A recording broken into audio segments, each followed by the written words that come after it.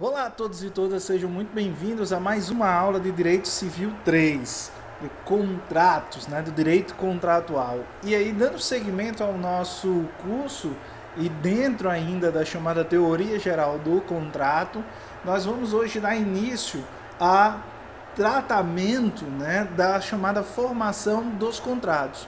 Como é sabido de todos vocês, o contrato ele surge pela convergência entre duas vontades, entre vontades de dois indivíduos aí que se unem, pactuam, formam um negócio e aí, portanto, temos o chamado contrato, Então essa formalização do contrato vem dessa vontade, desse interesse que ambas as partes demonstram, e isso ficou claro quando trabalhamos lá o princípio da autonomia da vontade, posteriormente mitigado pela função social do contrato, e passa a ser chamado de autonomia privada. Então nós reconhecemos três etapas aí sucessivas quando a gente fala de contrato. É o chamado intercontratual, ou seja, processo contratual, procedimento, como é que esse contrato, quais são as etapas de formação dele, como é que ele se constitui então como contrato. Então nós temos a chamada fase pré-contratual, que é onde vai se dar o nosso foco nessa aula sobre o tema de formação do contrato. Nós temos a chamada fase contratual, que é quando o contrato ele já está criado, já iniciou e aí ele começa a surtir seus efeitos. E a fase pós-contratual, que é quando o contrato ainda continua, os efeitos dele continuam aí mesmo após a conclusão do contrato.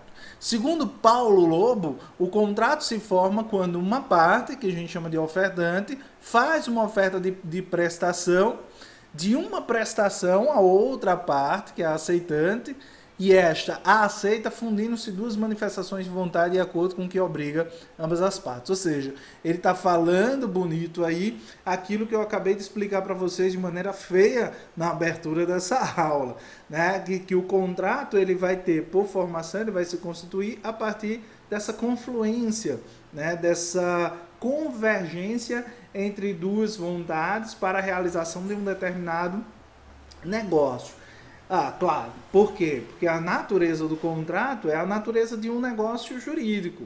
Em regra, um negócio jurídico bilateral. Por quê? Porque esse acordo requer a existência de duas partes, ou pelo menos e também o consentimento, que não é só um requisito de validade, mas também assume condições de um pressuposto existencial do próprio negócio. Inclusive, quem coloca nesses termos, isso que eu acabei de falar, é o Caio da Silva Pereira. Então é bom que a gente sempre lembre que essa formação, que é também conhecida como conclusão do contrato, ela não firma o término do pacto. É bom que se diga isso, mas sim finaliza o início da relação. Então ela acaba gerando a formação, aquilo que nós estamos chamando de formação do contrato, não é o fim do contrato, mas é, na verdade, o início dessa relação contratual. O fim do contrato ou da relação contratual é aquilo que a gente vai chamar de extinção do contrato. Então, um outro momento, é uma outra história, é uma outra coisa, tá?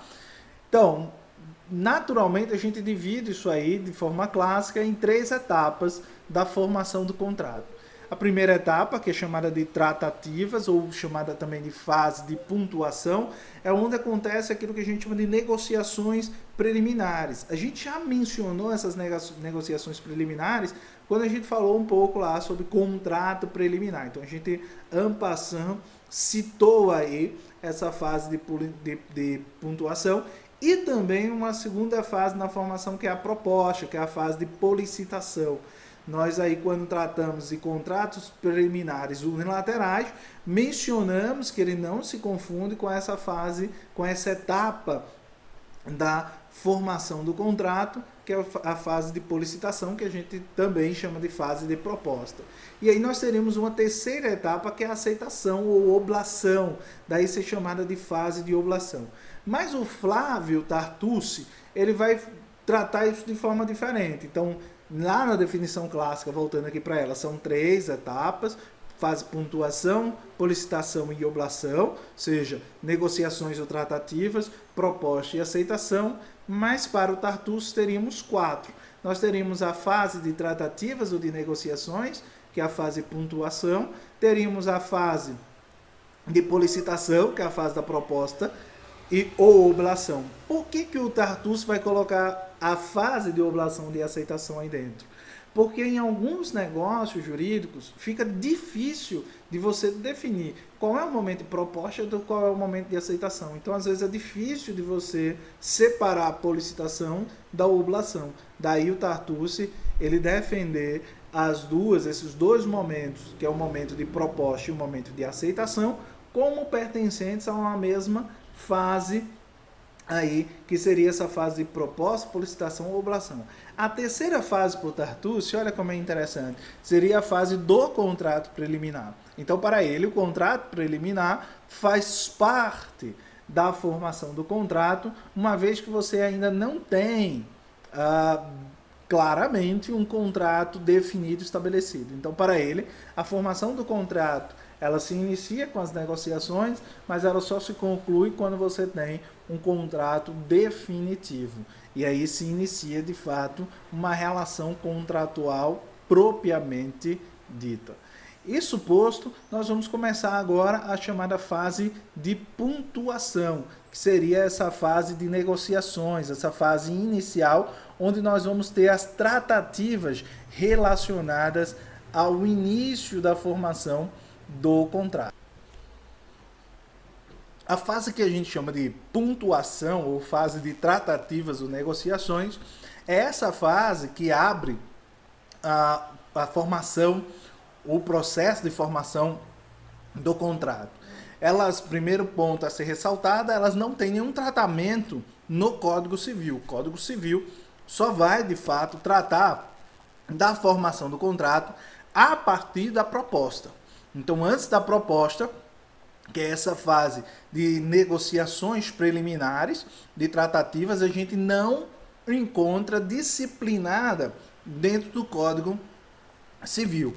Nela, as partes vão discutir, elas vão ponderar, vão refletir, vão fazer cálculos, vão estudar, enfim, eles vão redigir uma minuta de contrato, eles vão tentar concatenar os seus próprios interesses, vai ver os prós e os contras, vão colocar tudo para que daí eles possam chegar a uma proposta final e definitiva. Então, as negociações ou tratativas é todo o caminho traçado, trilhado pelas partes para que elas possam elaborar uma proposta de contrato. E aí, então, a gente teria aí a fase de policitação. É feita uma proposta, vai vir uma contraproposta, mas que a gente vai estudar mais adiante. Mas essa fase é uma fase em que o que vigora, o que prevalece são essas discussões, são essas tentativas, essa organização para poder contratar. Então, a principal característica da fase de tratativas está no fato dela não ser vinculativa. Então, isso é muito importante a gente destacar, tá? Ela não é vinculativa. Em outras palavras, não há obrigatoriedade em se observar as negociações.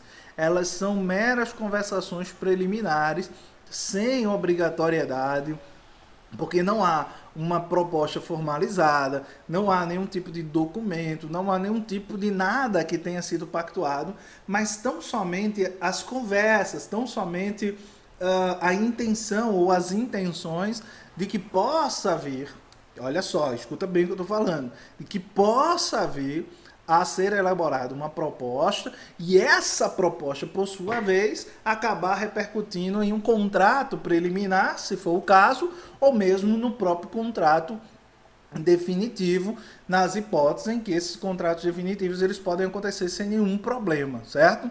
Então essas tratativas podem também ocorrer na presença ou na ausência das partes.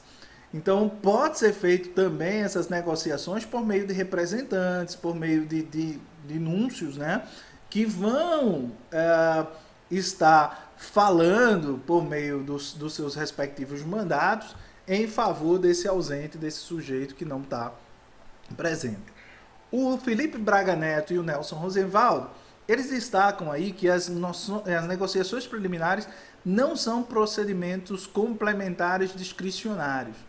Então, os deveres de conduta emanados da boa-fé já estão presentes no tempo das tratativas. Isso é uma coisa que é bem interessante da gente observar, porque o fato dela não ser vinculante não acarreta ou não significa dizer, em momento algum, que não ocorrerá ou que não teremos, e essa é a grande questão, uma possibilidade de responsabilização. Então, por isso que o Rosenwald ele vai mencionar que os deveres de conduta que são emanados da boa-fé objetiva, eles já estão presentes ao tempo das tratativas, ao tempo das negociações. Eles ascendem no momento da contratação, que é quando surge o início de um contrato, de fato, de uma relação contratual entre esses parceiros, e concilia-se com a autonomia privada, porque obviamente as partes, e principalmente quando a gente fala de contratos paritários, isso vai acontecer, as partes elas vão estabelecer, mas esses princípios da boa-fé objetiva, esses deveres, na verdade, deveres de conduta decorrentes da boa-fé objetiva, eles já estão presentes aí no momento da tratativa. Aí você pode estar me perguntando, mas professor, que deveres são esses? Então vamos tentar colocar aqui para vocês os deveres decorrentes. Vamos ver se aqui dá para vocês entenderem aqui a minha escrita. Decorrentes da boa-fé. Gente, quando eu estou falando aqui boa-fé, todos vocês já devem deduzir que se trata de boa-fé objetiva, certo? Então, existem deveres que são anexos, que estão vinculados a essa boa-fé. O primeiro desses deveres é o dever de colaboração ou cooperação. Então esse é o primeiro dos deveres decorrentes da boa-fé, de que os contratantes eles devem colaborar uns com os outros. Um outro dever que vários autores vão levantar aí como sendo muito importante, o dever de informação, ou seja, de deixar claro se você deseja ou não deseja seguir adiante, informar sobre eventuais riscos, enfim, sobre todas as questões que daí sejam recorrentes. O dever de respeito à confiança, dever de respeito à confiança seria um outro que a gente vai encontrar aqui, tá? Nós temos também aqui o chamado dever de lealdade.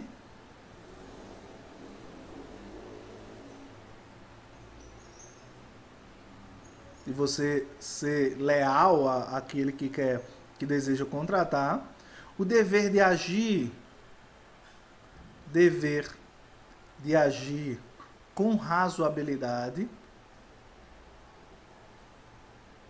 Com razoabilidade. E por fim, os outros dois, que seria a equidade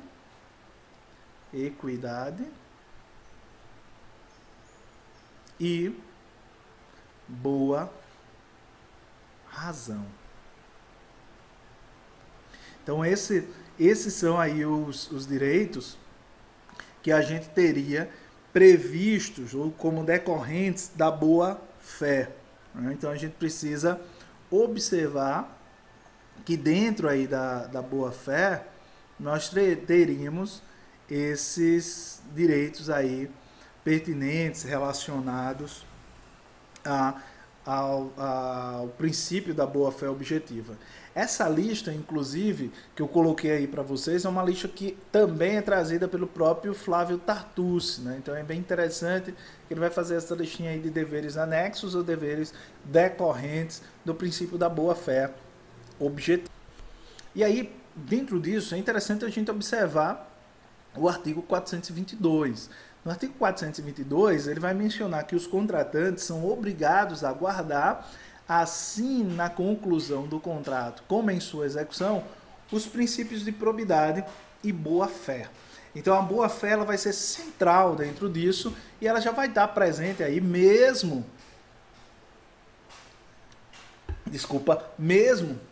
nas fases de tratativas, nessa fase de negociação. Olha só o que diz o enunciado número 70 aí do Conselho da Justiça Federal. A boa-fé objetiva deve ser observada pelas partes na fase de negociações preliminares. Olha só onde é que eles estão dizendo?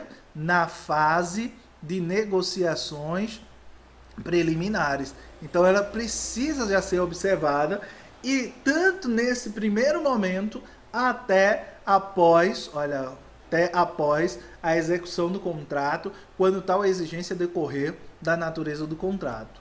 No mesmo sentido, nós vamos ter alguns outros enunciados. É o exemplo do enunciado de número 24, em que ele diz, em virtude do princípio da boa-fé, positivado no artigo 422 do novo Código Civil, a violação dos deveres anexos constitui espécie de inadimplemento independentemente da culpa. Ou seja, também deve ser observado. Enunciado de número 37, a responsabilidade civil decorrente do abuso do direito independe de culpa e fundamenta-se somente no critério objetivo finalístico. Eu tinha trazido aí para vocês uma decisão também do STJ para que a gente observasse, mas eu vou deixar a critério de vocês darem uma lida, uma decisão bem grande, eu não quero me deter aí a ela nesse momento, até para a gente não perder um pouco do ritmo da nossa aula.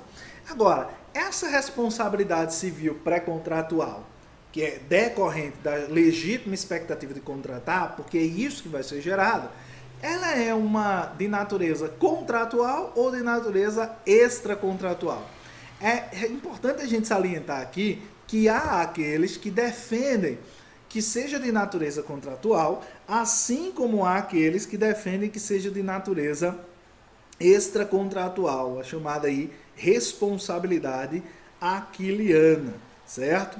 O Código de Defesa do Consumidor, por exemplo, ele também vai prever possibilidade dessa responsabilidade, que seria anterior, mas qual é a natureza dela? Então, a gente se filia à corrente que diz que é de natureza extracontratual, de responsabilidade aquiliana. E aí falo por quê? Para ser contratual, é necessário que haja a existência de um contrato. E aí essa responsabilidade decorre dela. Mas o que nós temos aqui é uma legítima expectativa de contratar. Nós não temos, na verdade, um contrato que vai ser estabelecido aí, mas nós temos uma expectativa apenas de que esse contrato se firme.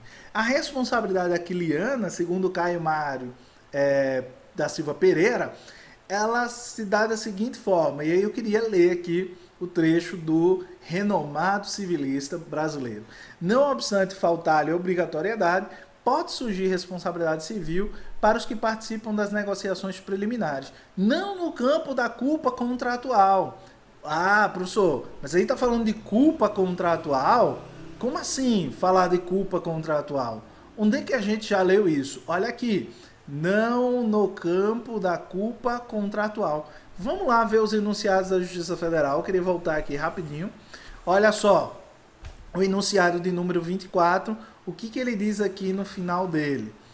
Ó, em virtude do princípio da boa-fé, ou seja, os deveres decorrentes da boa-fé, positivado no 422 do novo Código Civil, a violação dos deveres anexos constitui espécie de inadimplemento independentemente de culpa.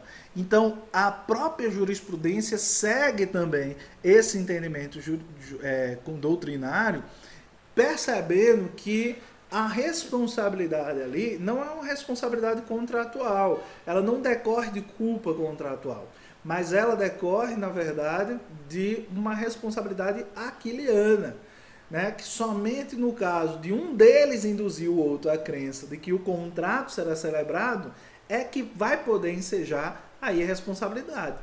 E essa responsabilidade civil nessa fase, ela é interessante, porque ela só vai acontecer se nessa levada, no momento que você leva o outro à crença de que vai contratar, esse sujeito assume despesas para poder realizar, para firmar, para cumprir aquela obrigação, ou ele deixa, por exemplo, de contratar com um terceiro, enfim, ele é levado a ter prejuízos porque ele foi induzido pela outra parte de que haveria uma contratação. Então, se houve um recuo depois e isso causou dano, decorrerá disso a responsabilidade de ressarcir esse sujeito por eventuais perdas e danos que ele houver aí contraído, por despesas que ele contraiu, por um contrato que ele deixou de firmar com um terceiro e que, consequentemente, gerou um prejuízo para ele. É isso que nós temos que falar sobre a fase de tratativas, né, sobre a fase das negociações preliminares. A gente dá um break aqui nessa videoaula, mas a gente volta depois com a fase de policitação, com a fase de proposta e, na sequência, com a fase de oblação. A todos vocês, meu muito obrigado, bons estudos, continuem aí estudando e vamos para frente. Qualquer dúvida que você tiver, basta vocês ou comentarem no vídeo aqui, pôr nos comentários nesse espaço aqui, ou ainda através dos meus contatos que todos vocês têm, e eu vou poder a tempo e espero que a contento tirar, dirimir eventuais dúvidas que vocês tenham. Todos, muito obrigado e até a próxima.